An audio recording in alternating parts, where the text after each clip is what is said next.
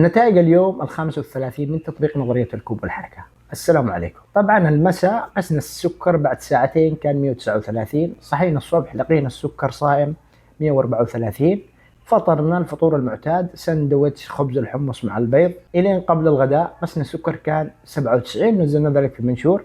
تغدينا غدانا المعتاد خبز الحمص مع شوية تونة مع قطعتين من التفاح وشوية سلطة. قبل العشاء جينا نقيس السكر 140. تيجت بعد العشاء بساعتين ان شاء الله مع فيديو الغد. كذا خلصنا من نتائج اليوم. انتم عارفين الايام دي ان انا انزل منشورات بكثره عن نظام الطيبات والالتراس اللي يدخلوا يعلقوا لي تعليقات فاضيه. ابغى اقول لك انت اللي تسال الاسئله هذه، في هنا مخ ولا ايش؟ ما تخلينيش اقول كلمه مش كويسه. يا اخي الله خلق لك عقل تفكر فيه. يعني السؤال اللي يجيني اكثر من مره، وين كنتوا لما كان الدكتور موجود ما طلعتمش تناظروا؟ اول شيء يجب ان تفهموا انت تسيء لنظريتكم اللي تقولوا عليها نظريه الطيبات، لانه اي نظريه لازم تكون صلبه، حيكون لها مؤيدين حيكون لها معارضين، واذا ما كانت صلبه وتتكسر ما هيش نظريه ولا حتثبت نجاحها. ثاني شيء، شفتم المذاهب الأربعة، الحنبلي والمالكية والشافعية، لحد الآن يدرسوها في اختلافات، ذاك يقول لك لا قبل وهذاك يقول لك بعد، بس هذا تبسيط. العلم لازم يتطور، لازم يكون في معارضين، لازم يكون في مؤيدين، ولازم النظرية هذه إذا كانت صحيحة لازم تثبت صحتها، تصطدم بالمعارضة وتثبت إنها قوية وتثبت على أرض الواقع إنها صح. أساسا الموضوع قاع على بعضه كذا كركبة.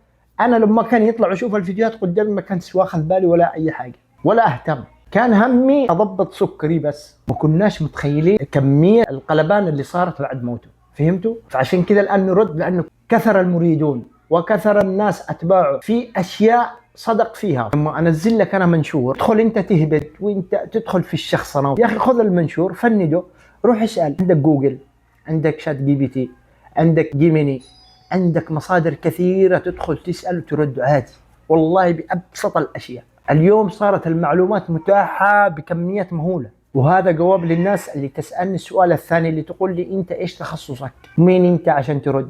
ما أحتاج أكون مين، شخص من عامة الناس، ولا عندي صيدليات، ولا بدافع على فلان ولا على زعطان ولا على حد، ولا أدافع عن مصالح. عشان تكون عارف إيش اللي يستثيرني في الموضوع أنا من النظام ده كله، موضوع الأمراض المزمنة، وخلاني أبحث أنخور كل شيء، وخلاني أنخور بعد المعلومات. أنت تقدر تنخور، يعني بالله عليك بدل ما تجلس تدخل تكتب تعليقات تافهة مثل وجهها، استخدم النت هذا واستفيد منه. أبو العز كتب مقال، طبعا أنا تخصصي في مجال ثاني خالص، بس كمريض سكر خشيت في الموضوع، مش صعب على أي حد، ولا أنا محتاج شهادة عشان أطلع أكتب لك المقالات دي. ما بيعلكش علاج ولا صرف لك روشتات ولا معي عياده ولا معي صيدليه. المعلومات هذه تقدر انت تبحث عنها وتنخور. يعني بالله عليك انا مريض سكر ما اسالش نفسي ليه استخدم مثلا الانسولين عن طريق الجلد، اسال تلاقي الجواب. متى اخترع الانسولين؟ كيف قصته؟ مليون معلومات. اسال هل الانسولين هرمون معوي ولا يفرز من البنكرياس؟ فتح مخك يا اخي، ادخل نخور. اسئله كثيره انت يجب ان تعرفها عن جسمك، كيف يشتغل هذا الجسم، ما هي كيمياء هذا الجسم، الكيمياء الحيويه للجسم كيف تشتغل.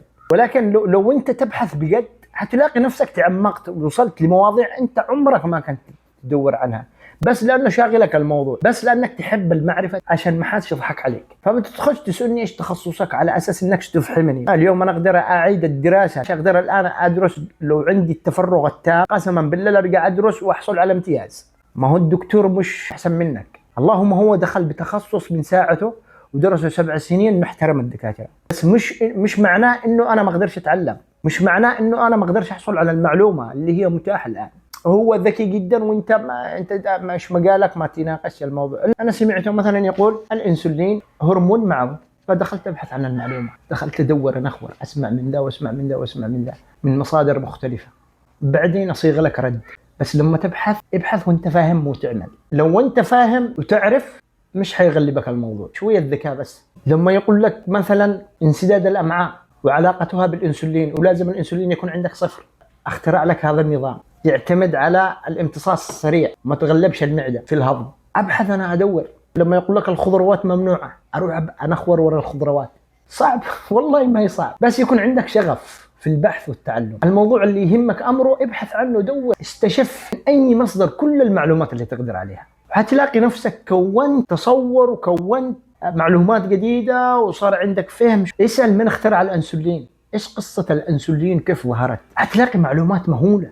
ما يحتاج لتخصص. ما هو الدكتور ما نزلتلوش المعلومات هذه من الوحي، هو زيك كان طالب درس تعلم بدا يسال ويعمل يدور هذه عن طريق الكتب والملازم لحد ما يوصل للتطبيق العملي، هذا اللي انت مش حتوصل له كتخصص. هو درس المركبات الكيميائيه ولماذا نصرف هذا العلاج متى نصرفه ومتى، عبر بروتوكولات طبيه واشياء من هذا القبيل، هو درسها بالتخصص، فانت ما درستهاش. حتدرس المعلومات اللي تفهمك كيف الدنيا شغاله، اعرف مرضك، اعرف جسمك، اعرف كيف تتعامل معه، ولا تحتاج شهاده ولا هم يحزنون. اذا تحتاج الشهاده لو حتشتغل فيها، لو حتفتح لك عياده، لو حتشتغل بمستشفى، لو حتشتغل دكتور، هنا يجب ان تتخصص، لانه مش معقول هيجي يشغل ابو العز خريج اقتصاد يقول له تعال اشتغل بالمستشفى.